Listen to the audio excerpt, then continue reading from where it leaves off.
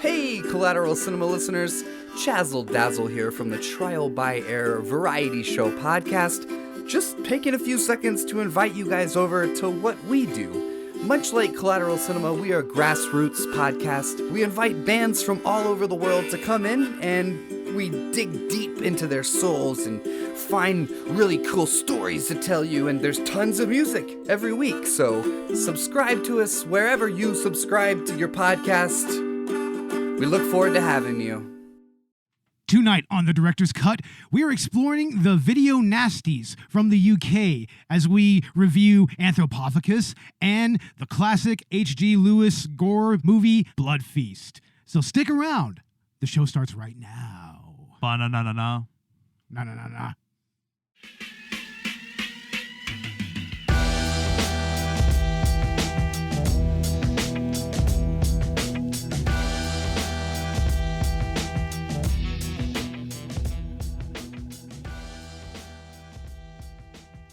Welcome to Collateral Cinema Director's Cut. I'm Beau Maddox. And I'm Ashley Chancellor. We're podcasting straight from somewhere in South Texas. And yes, my friends, we are a 420 friendly podcast. So whatever you have, smoke it if you've got it. And welcome to our latest episode of The Director's Cut. It's been a while since we've released a Director's Cut due to certain extenuating circumstances, and also, Memorial Day weekend happened. So we just kind of figured, let's take a week off. Let's kind of slow our roll a little bit.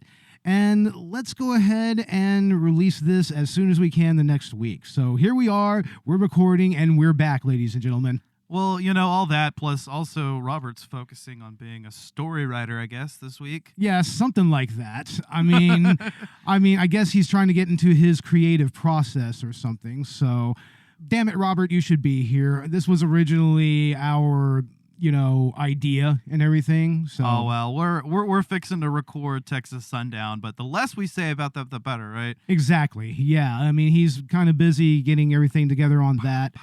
So, but yeah. I'm filling in today. So, and this isn't my first time on the Director's Cut. Oh no, not in a long shot. I think you've even done one of our commentaries with us. Yeah, I believe. And on this particular episode, we're going to be getting into a really interesting piece of cinematic history, especially regarding underground horror and exploitation and extreme cinema. Mm-hmm. We're talking about the UK video Nasties. Video Nasties.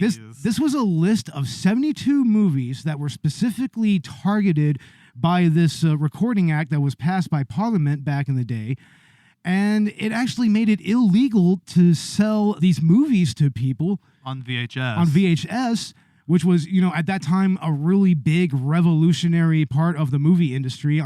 We probably wouldn't have the modern movie industry as we have it if it wasn't for that. Yeah, that's true. But, the British Board of Film Classification, or BBFC, it was actually enforcing policies stricter on video releases than theatrical releases. Yeah, that's what's weird about that. But, there is kind of a reason for that, maybe. It's because of how widely available these VHS movies were. This was responsible for proliferating a lot of movies that otherwise probably wouldn't have been seen again outside of their theatrical releases. Right. So, yeah, it was illegal for vendors to sell these movies. And, the common refrain was it was for the kids, of course. It was for the kids, bro. And isn't it always like that? Doesn't it always kind of boil down to that bullshit excuse? Right, like transphobic laws. Yeah, exactly. Right? They try to say it's for the kids. Exactly. Yeah. But it rarely is, right? It rarely is. Yeah. By the way, everybody, happy Pride Month. Happy Pride Month, guys. Definitely. Hell yeah. Yeah. But we are going to be focusing on two of these movies specifically, and they're kind of a couple of the standout movies on this list, other than, the obvious ones like Cannibal Holocaust, Cannibal Fear Rocks. I think the Funhouse was on this list. And The Evil Dead, which is like the one like real mainstream movie on this list. It's arguably the most mainstream movie on it. Yeah. And of course the movie Possession, which is this weird fucking psychedelic trip of a horror movie about a divorce. Hell yeah. Yeah, you need to see that. It's a great movie. I need to watch that on acid, man. Oh, no. I need to watch that on shrooms. It's kind of a mind fuck, and Isabella Gianni gives the performance of a lifetime in that movie, but we're going to save that for another time, possibly even for the actual Collateral Cinema main podcast. That would be cool. And we are specifically going to focus on Anthropophagus, which is pretty legendary among gorehounds, and another legendary gorehound movie, arguably the example of a gorehound splatter movie, Blood Feast, directed by H.G. Lewis, Herschel Gordon Lewis, respectively. But first we'll go ahead and get into Anthropophagus. Anthropophagus is this really interesting Italian movie. I mean, it has quite a few actors and actresses from other Italian films. I believe the woman that plays Carol was actually in Cannibal Ferox. And yeah, she was caught in a very precarious predicament in that movie. But oh, yeah. Yeah, I think you might know what I'm talking about. It's an infamous part of that movie. But this movie right here is a little slow on the scares and the gore. It's paced almost like glacially. Yeah, it is an interesting pacing. The movie feels a lot longer than it is. And I don't necessarily mean that in a bad way. But like what is, I think, like a 1.5 hour movie, I mean, feels like a full length, like 2.5 hour movie. It really does. And I think that's because Joe D'Amato, who was, he was a legendary exploitation, exploitation, horror, and pornographer at times. Hell yeah. He even made straight pornography back in the day. But this movie was a lot more atmospheric in its direction. If he's this exploitative with his regular movies, I want to see this guy's porn, man. Oh, yeah. I mean, I believe that there might be some Cinema Snob episodes where kind of crazy shit does he do? Yeah, that might dive into that. I think he may have done a Caligula movie along the line. Oh, well. Somewhere. But in this movie, it starts out, kind of, I mean, what's the word? Like, starts off with a bang a little bit. I guess so, yeah. And inexplicably, there's no English dub in the first 5 minutes of the movie. Yeah, we were watching this on DVD, and we thought something was wrong with the Xbox or the DVD player or something. We're like, why isn't it playing in English? And why are there no subtitles? And then we get past the first scene, and we realize that it's just that one scene. Yeah, we get to the air trolley scene. Yeah. And all of a sudden, everybody's speaking English. And it's like, well, okay, then. And for some reason, we couldn't get the goddamn closed captions to work, which was weird. I don't know why. Yeah, they probably wouldn't have matched what they were saying anyway. Yeah, you're right. It probably would have matched the Italian. The actual Italian audio. Translation, yeah. Yeah. Any anime fans are aware of this phenomenon. And just like anime has a specific flavor to its dubbing, Italian movies are kind of the same way. Like, yeah. You watch movies like Burial Ground or giallos like Tenebrae or, something like Blood and Black Lace. Like, the dubbing has its own real kind of specific approach to English. And I will say, I actually forgot it was being dubbed. I mean, I think I was able to invest myself in the story enough and not really pay attention to their mouths that I could actually, it felt like they were speaking English. It really did. I mean, it didn't look all that off. And I mean, the dubbing was just as over the top as the acting was. So yeah, and that's what lends to the more laid back vibe in this movie. I argue that this is more of a laid back splatter movie. It's not really quick to get to the gore or anything. Yeah, it's mostly setup, right? It's a lot of setup, and that's kind of central to Italian cinema, especially Italian horror and exploitation, mainly coming from like giallos. Yeah. Like, I mean, giallos are very much all about build up and the kills, and then all the whodunit element. And this right here, I mean, it almost kind of feels giallo-ish a little bit because they're trying to figure out what happened on this island. Like the whole setup is that they pick up this journalist and they're heading out on their yacht, and she needs to get to this island to see her friends, and they arrive at the island and there is no life left. There's just nobody there. And they start finding dead bodies all over the place, like desiccated corpses, I might add, which is another feature of Italian horror cinema, is rotting corpses, especially in a lot of the zombie movies. Okay. So that's an interesting theme throughout Italian cinema at that time. But anyway, we eventually find out that the inhabitants of this village have been systematically cannibalized by this crazy motherfucker who went crazy because he was shipwrecked and out to sea with his wife and kid. I And think his name is Klaus or some shit. Klaus or something like that. He's played by the legendary George Eastman. I mean, I don't remember his Italian name, but he's generally known as George Eastman. Oh man, those wide eyes, right? Oh man, his performance steals the show as the Beast. I mean, I don't know what they really call him. He's just the killer or the Beast. But he just imbues this look of utter insanity with every look at his eyes. And I love the way that D'Amato really kind of focuses on his eyes. Like, that's like the most iconic look on this monster. Yeah. And by this point, he's a monster. I mean, he doesn't even look human. He has, like, really ugly skin and everything, and he's just lost all faculties. He has no recollection of his humanity. Yeah, I wasn't sure if he was a human or not, but then I was like, no, I think this movie's about cannibalism, so this is a guy. He's not a zombie. I mean, he's just a dude. He's just a dude, and I guess that just the act of cannibalizing people just made him that monstrous. Well, I mean, he originally had to eat his own wife and kids, so I mean, imagine what that would do to your psyche. Yeah, and he was already desperately hungry and out of his mind at that moment.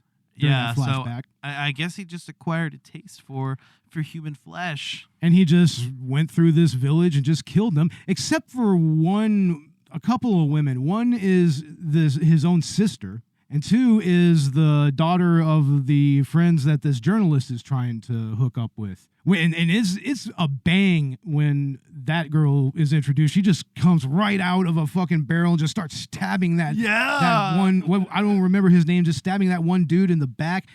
And Juliet is just looking at this like, what the fuck just happened? You know, I didn't realize she was blind when I was first watching this. I thought she was just traumatized. No, she's straight up blind. And her heightened sense of smell actually plays into the plot because she can smell whenever the Anthropophagus beast is around. Yeah. So, yeah, obviously this guy is also rotting, I guess, in a way. He's just literally rotting from the inside. Something like that, man. This guy's fucking weird. Yeah. He's so fucking he's actually creepy. He is extremely creepy. I mean, he's one of the first early exploitation monsters that really kind of made me think like, wow, this guy actually means business. And we'll talk about how he means business later on because there are a couple of scenes worth mentioning.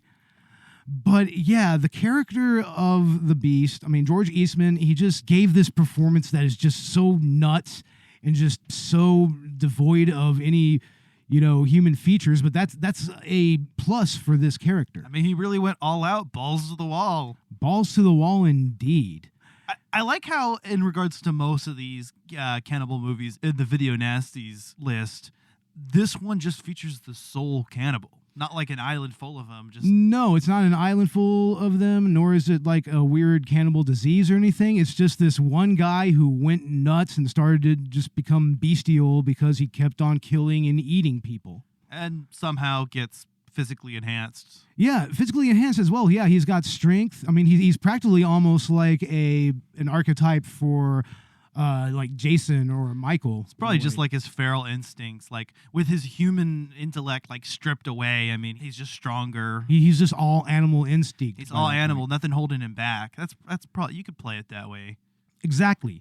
And he goes on a killing spree. First, he kidnaps a pregnant woman and doesn't kill her initially, but we'll go ahead and talk about a couple of the most iconic scenes from this movie. And the first one, of course, is the fetus eating scene. By the way, if you're pro-life, you should probably stop listening. Yeah, you probably should, because this is a straight-up atrocity, but it's so well-made and well-produced for its time that it's almost convincing, and it's done in a brutal way. He literally just aborts this baby straight out of her, just reaches up, just like an old school shit, just reached it up and just pulled it out. Man, How the fuck?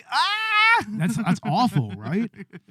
But then right in front of the kid's father, also who he just stabbed and is bleeding to death, he just picks up the fetus, looks at it for a second, and just takes a big old chomp out of it. Oh, fuck. As someone who has watched a live birth out of my own wife, that still makes me squeamish. Just him just ripping it out of her. Like, I'm just, he's not a doctor. He's not being careful. No, he's just reaching in there to get food. Yeah. Straight up. But I mean, it's such an effective scene also because of where it was filmed. It was filmed in an actual crypt, but apparently it didn't have enough, corpses in there for D'Amato's taste. So his prop department went ahead and put a bunch of different, skulls and corpses and everything that they made. But apparently they looked so realistic that they couldn't tell the difference between the real corpses that were there and versus the fake ones. So there is a possibility that D'Amato may have actually done some grave robbing there and just made off with some human remains. So but that's kind of par for the course with the Italian film industry at that time. It was kind of a Wild West type of thing. Yeah, I imagine so.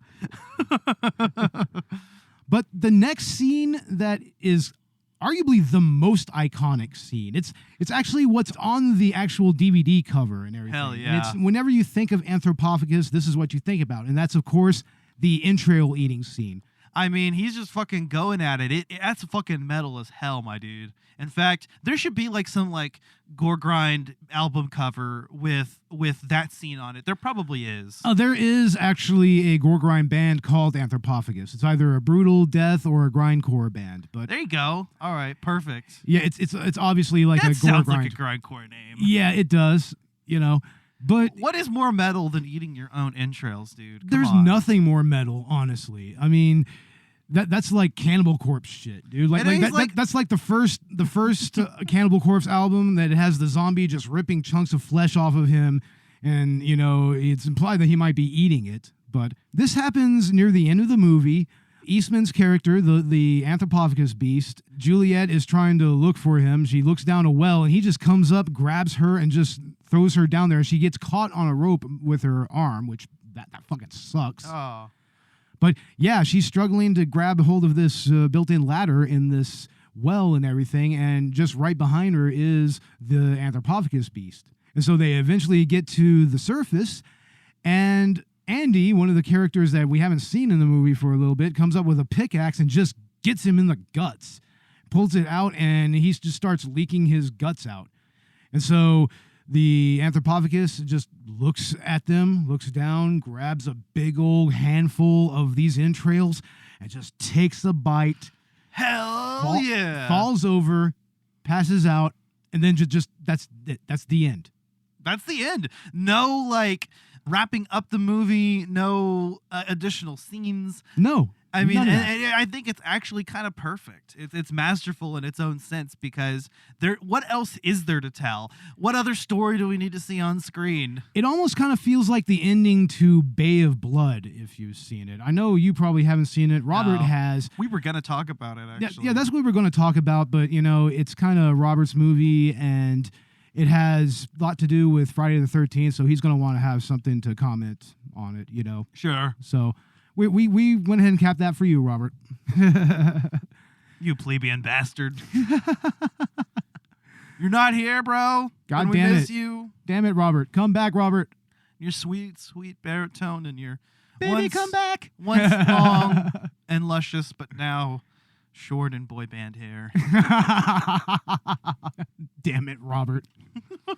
But yeah, anyway, this dude straight up eats his intestines, and this is the iconic scene of this movie. I have it somewhere over here, but right on the DVD cover is that scene, that drawing of the Anthropophagus beast, just chomping down on his entrails, and that's chomping away, man. And remember, quite a few of these video nasties, more than likely, they were banned more because of what you see on the covers than anything. That's true. I doubt that they went through and watched all of these. Maybe there were a few of them that were just like, okay, looking at the cover, yeah, no. Yeah, that's enough. Like especially in the case of The Driller Killer, which is another iconic movie that was on the video nasties list, and isn't even nearly as gory as it's made out to be. But what do you think about this movie? What's your final review, and how many out of 10 stars would you give this? How many out of 10? Yeah. That's a great question. It's a solid 7.5.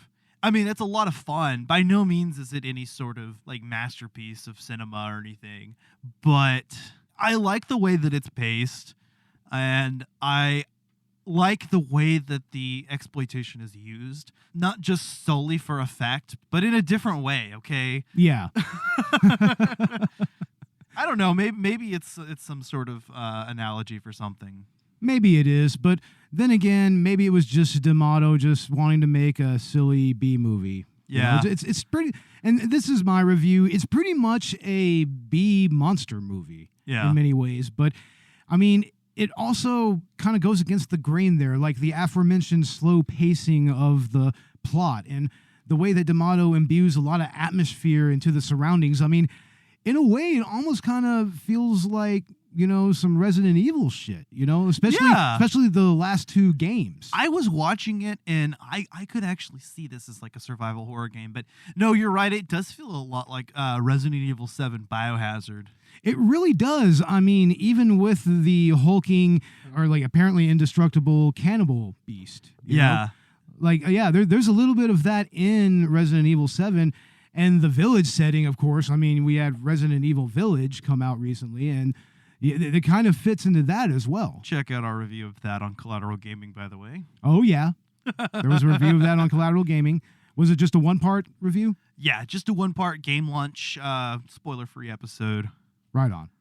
But yeah, I'm going to go ahead and give it an 8 out of 10 stars.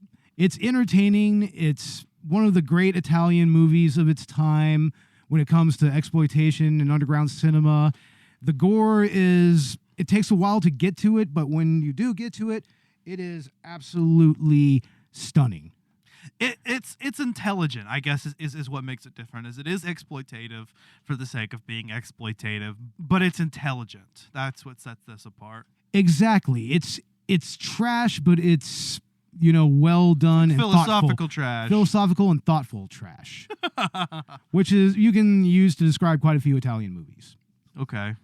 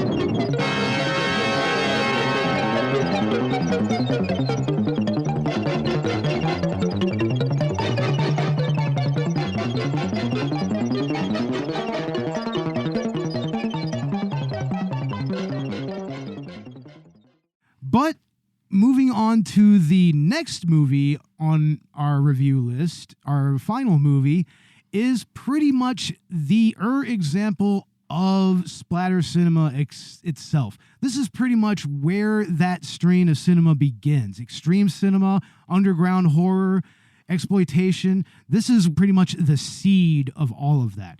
And that is the classic 60s gore movie by Herschel Gordon Lewis, Blood Feast. This is a movie that is kind of, in many ways, the opposite of Anthropophagus, because for one, it's a very short movie. It's just barely over 67 minutes. It's not even 70 minutes. Yeah, no, it's short. You'll get through it fairly quickly, but there's plenty of content. It's jam-packed. So I think I was so tired last night, I missed just bits of it, and I still felt like I saw what this movie had to offer. In reality, yeah. I mean, it's not like, you know, the story is anything, of note. I mean, it's a pretty standard, almost police procedural in a way. Yeah. You know? And it's very 60s. I was comparing this with some of the Star Trek original series episodes I've been watching lately. because we're doing our upcoming episode on Star Trek Beyond. So I've been watching a lot of the original series, with Shatner and Leonard Nimoy. Yeah. And man, this is so 60s. It's literally like the same thing. The camp is completely the same. The overacting. Yeah, it is painfully 60s. Painfully early 60s even. And it's kind of weird when you see all the gory parts go down, because it's such a stereotypically 60s movie that, you're comparing it to, like you said, you compare it to other works like that. Like even some of the underground movies at that time, which were, like, they're just silly little like nudie movies and everything. Yeah. But I mean, and they had like that 60s vibe of like go-go dancing and everything, kind of like The Incredible World of Batwoman. Okay. Which Mystery Science Theater did an episode on. And I mean, the gore effects themselves, it was so ahead of its time. You just didn't see stuff like that in 60s movies at that time. Yeah, exactly. I mean, a lot of it is stuff that we've seen before in a lot of film that's come after. But when you consider the time that this was released, put it into perspective that, this movie was definitely something that they had never seen before. And I guess a lot of people didn't get to see. I guess not. I mean, I would love to have been in the first few screenings of that movie.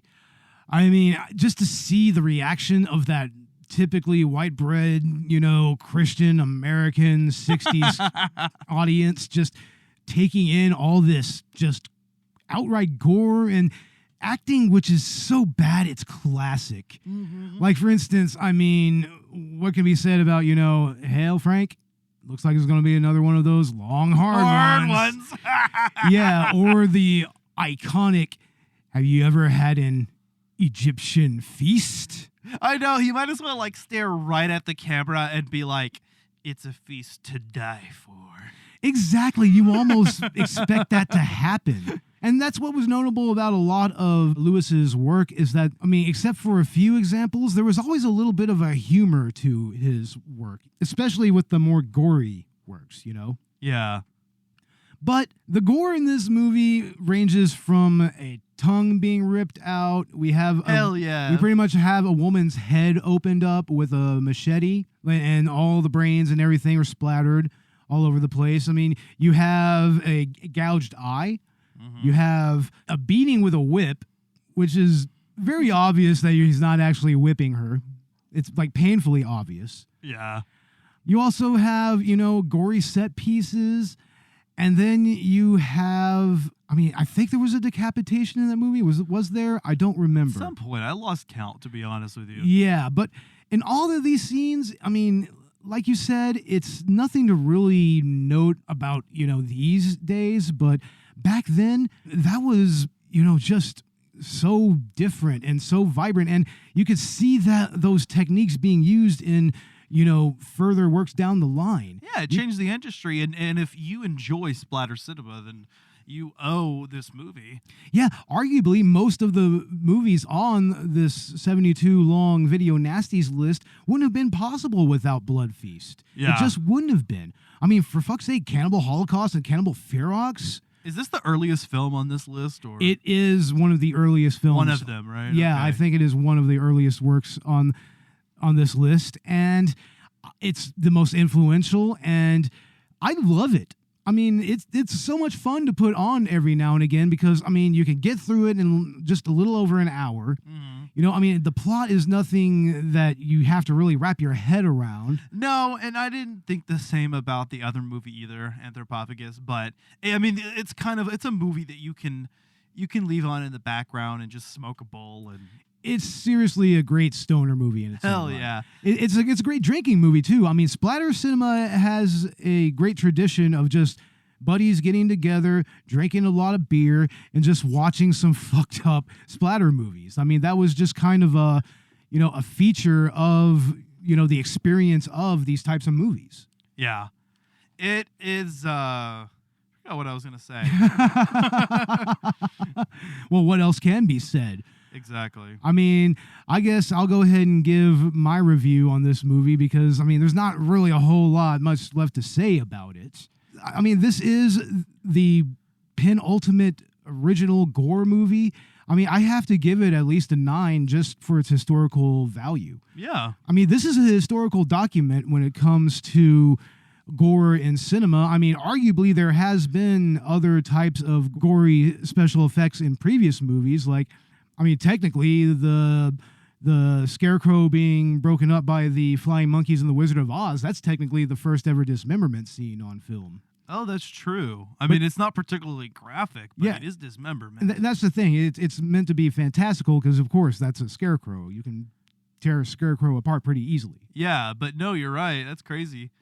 And like a living one, so... Yeah, but this was where mutilation and blood and guts were just straight up just shown outright. I mean... Yeah.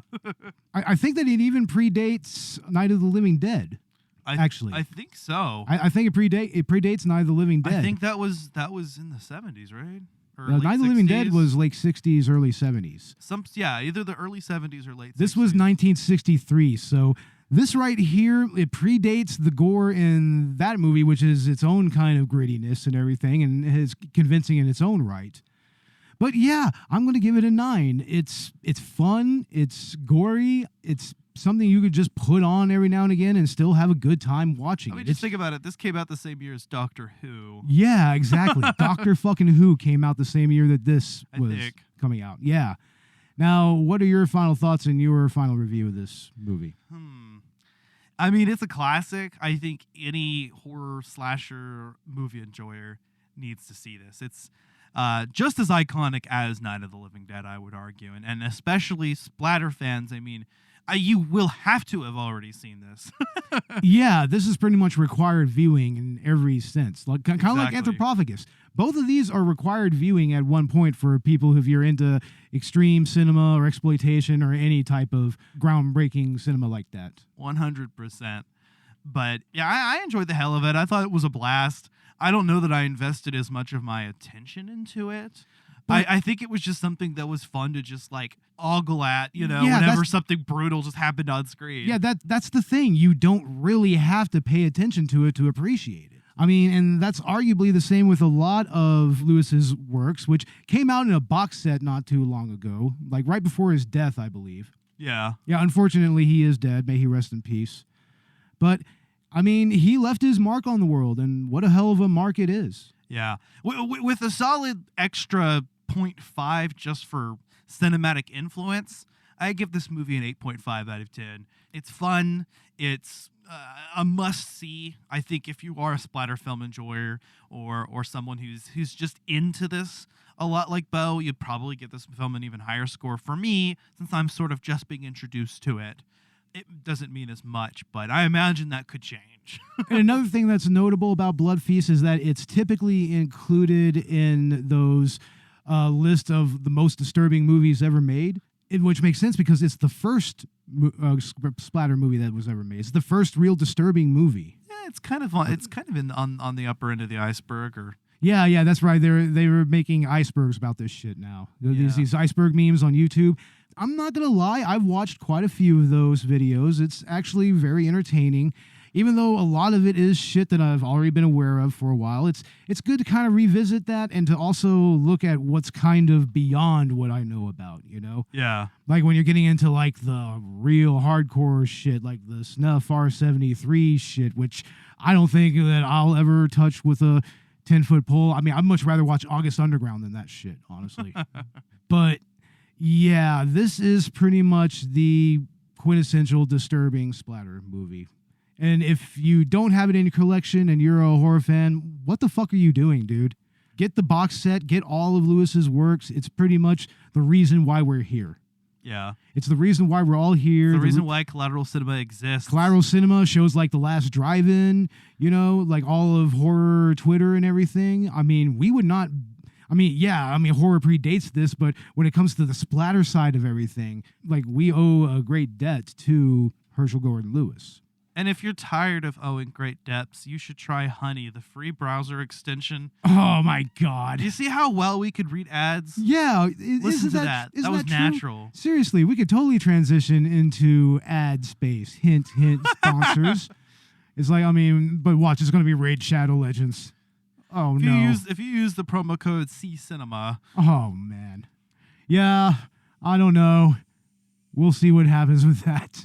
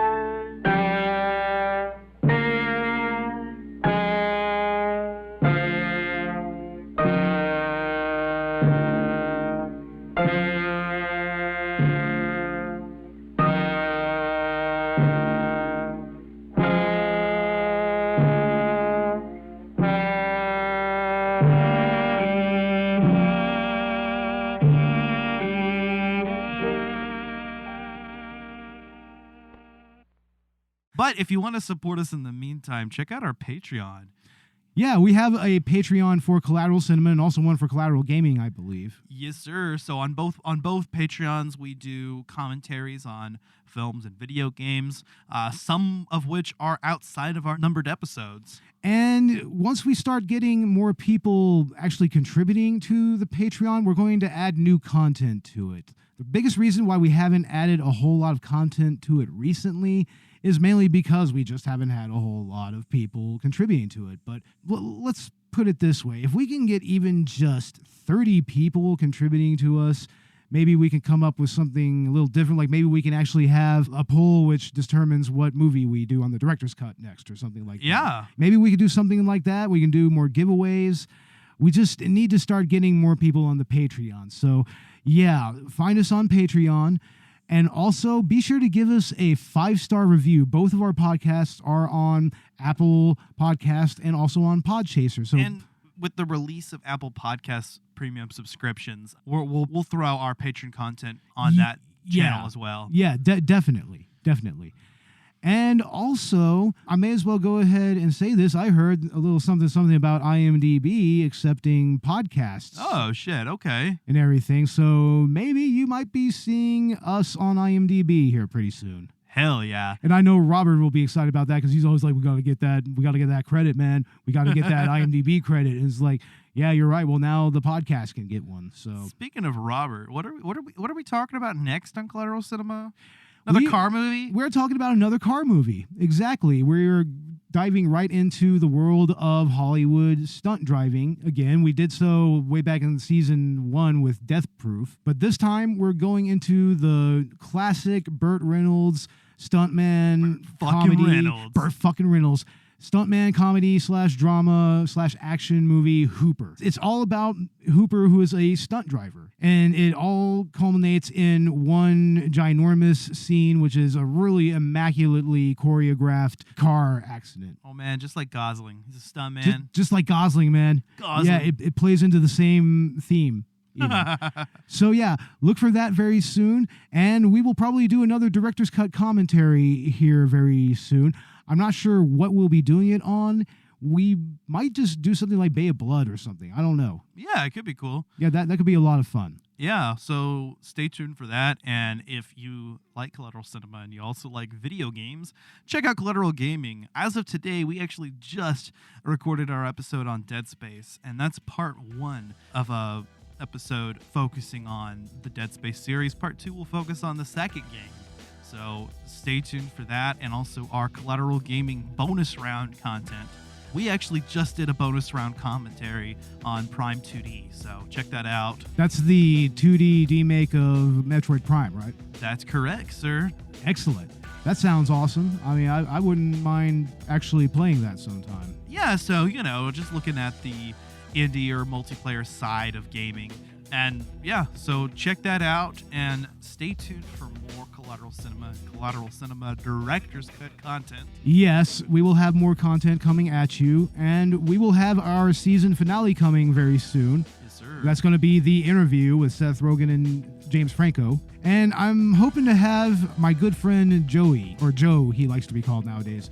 I might have him come on the podcast. Oh, that would be badass. He's cool. Yeah, he's cool, and he would probably like to discuss that movie. So Hell yeah. we'll work something out. Joey, if you're listening, hit us up. We'll get it put together. But anyway, yeah, check out Anthropophagus and check out Blood Feast. They're essential splatter movies, and they're really cool. Now, with all that said, I'm Beau Maddox. I'm Ashley Chancellor. And this was Collateral Cinema Director's Cut. Look for our new episode coming this time next week, y'all. Laters.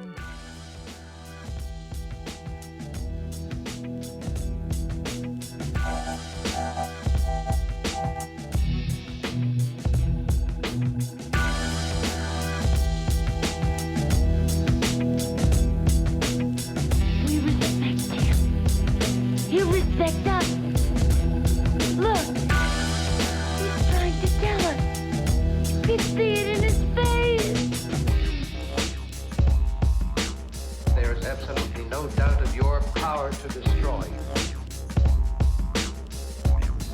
You're a very, very sick man. I saw it. There is absolutely no doubt.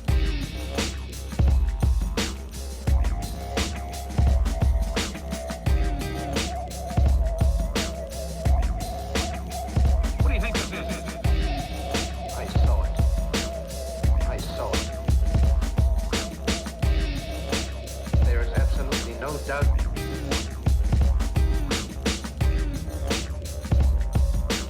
Are you ready to accept my domination?